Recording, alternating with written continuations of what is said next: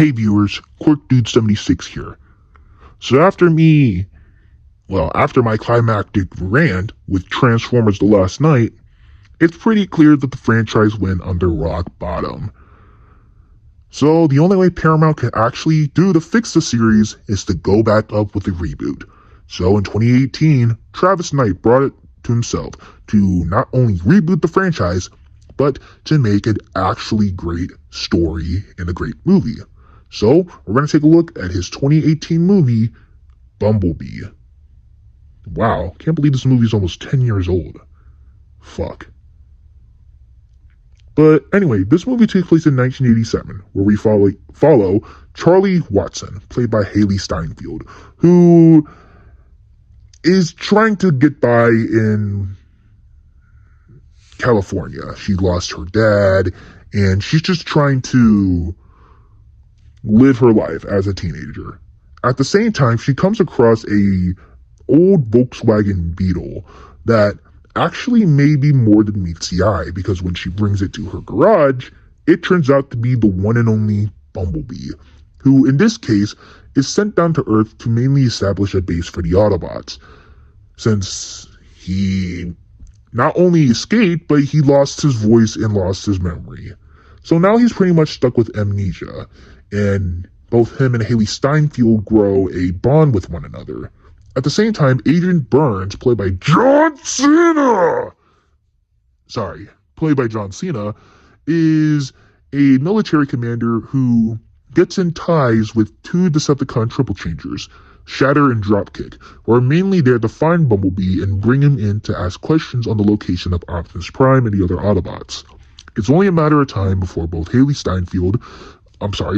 for both Charlie and Bumblebee to go up against these two Decepticons, as they must, try to survive in the shenanigans from the Transformers.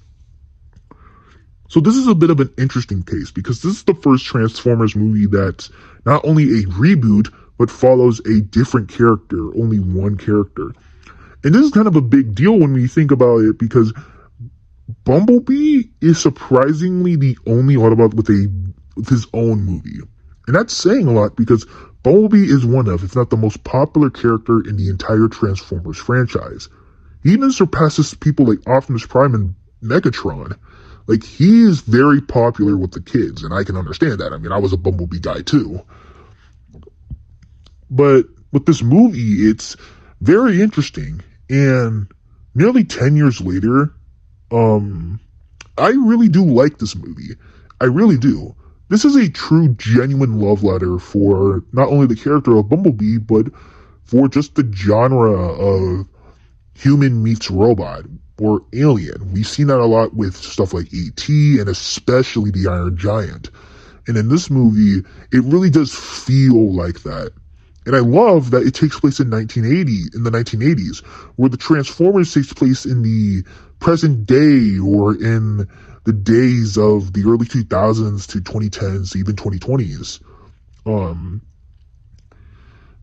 I like how we're going back in time to a era where, it really does fit. And Hailee Steinfeld does an incredible job as Charlie. You actually really do feel for her character, and you understand where she's coming from by how she acts and how she just, misses her dad. And I especially love the bond she has with Bumblebee. Both of their bond is really, really tight and really strong. Like, it's a very good, genuine love that, you know what? I'm not gonna blame people for shipping them, but whoever does ship them, good for you. Good for you. And in the case of Bumblebee is actually really, really good in this movie. He doesn't talk, but he uses the radio, and we really do get to see how he loses his voice, and it's actually more explained better than what it was in the Bay movies, where he supposedly lost his voice in battle.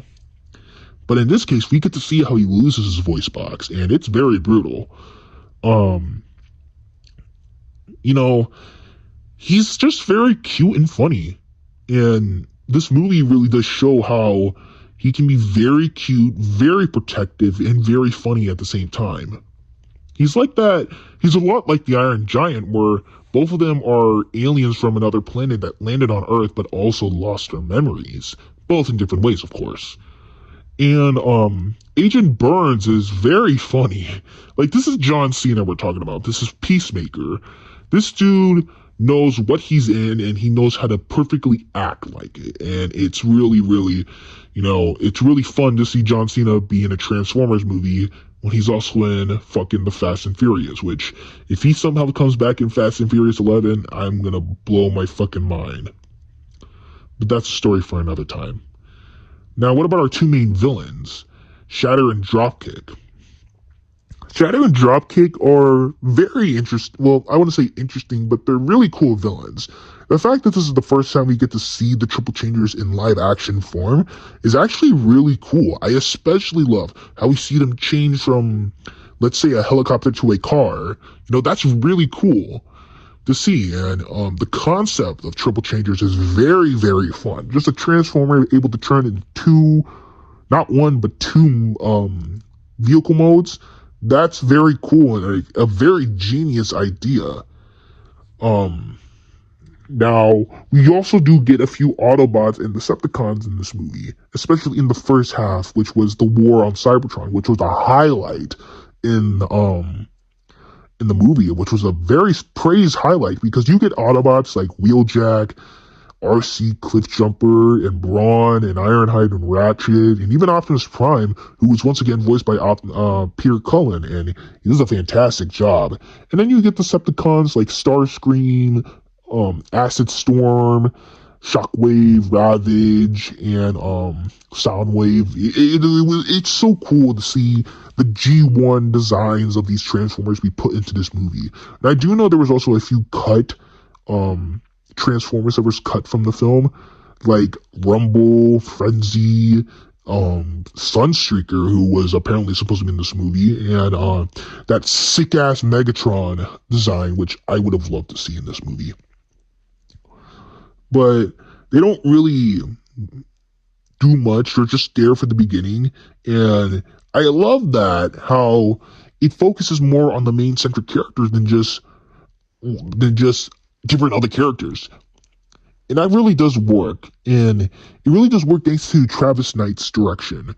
Unlike Michael Bay, who shoots for the action and shoots for the scenes, he does that, Travis Knight actually focuses more on stories. And I think that it's really cool. I believe he directed the Box Trolls. Correct me if I'm wrong, but I'm pretty sure he directed the Box Trolls, and I think he also did work on Paranorman and Coraline, movies that are actually really good. So go watch them.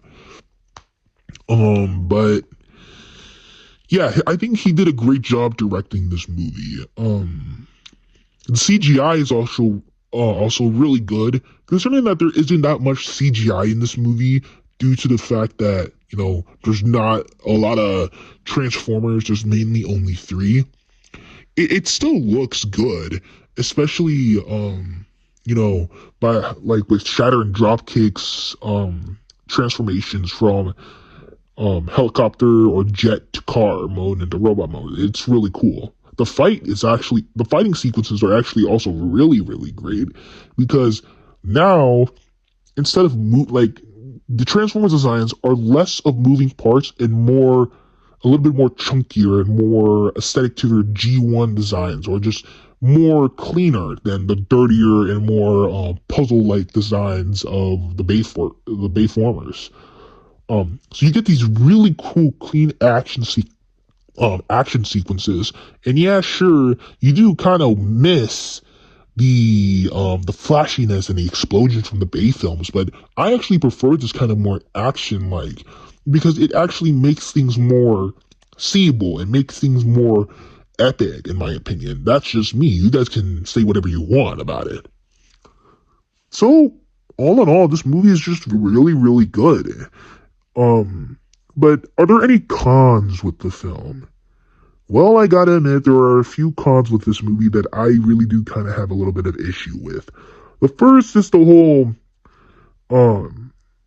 side plot with, Charlie and her school life. Like, of course she has the hots for this one dude, but is bullied by the popular girl.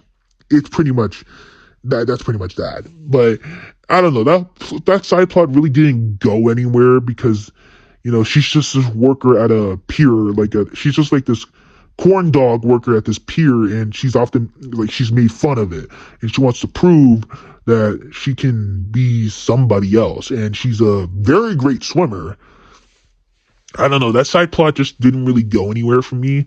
And the second issue I have is mainly the fact that this movie was almost going to be a prequel to the 2007 film. Now, before The Last Night came out, Paramount decided to make their own, we're trying to make their very own Transformers cinematic universe, which, hey, I don't mind that. A Transformers cinematic universe, that would have been good if done right. Unfortunately, due to how they fucked up with The Last Night, all of these movies were canceled except for the Bumblebee movie, which was in development. And in production, Travis Knight decided to say, you know what, we're not going to make this a prequel, we're going to make this a reboot. And I especially love that, because now we're moving away from the past and moving on to making a better future for the franchise. And I just think it just works, in my opinion. And I still hate how one dude, Lorenzo, is trying to push this as a prequel to the Bay films. I still don't get it. Why can't we just move on from the Bay movies? Why can't we just do that? But yeah, those are the only few issues I have with the movie. Overall, like, Bumblebee is a really, really good movie. Like, I'm not going to take that away. This movie's really good because it really does capture the magic of an alien meets a kid aspect. The bond between Charlie and Bumblebee is really, really sweet and genuine. The action's really good. The characters are fun. The Transformers are actually really, really good. The Cybertron sequence was amazing. And, it's just all out, it's just a fun movie. And I guarantee that it's a great movie to show your kids. This is actually the most non-violent and the more friendlier versions of, Transformers ever. This is, the most friendliest movie. But, yeah. Bumblebee, I'm going to give it a good 8 out of 10. It's a really good movie. And, for those who wanted a movie mainly focusing on the Transformers, you kind of got that. This is your movie. Congratulations. And, it really is a good movie and brought goodwill back into the franchise. And that was it for a few years. For a few years, we didn't even get another Transformers movie for a good while. That was until 2023, when Creed 2 director Stephen Caple Jr. made, in my opinion, the best non-Bayformers movie that everybody hates. So, we're going to talk about 2023's Transformers Rise of the Beast, which that will be coming soon. And this is Quirk Dude 76 signing off.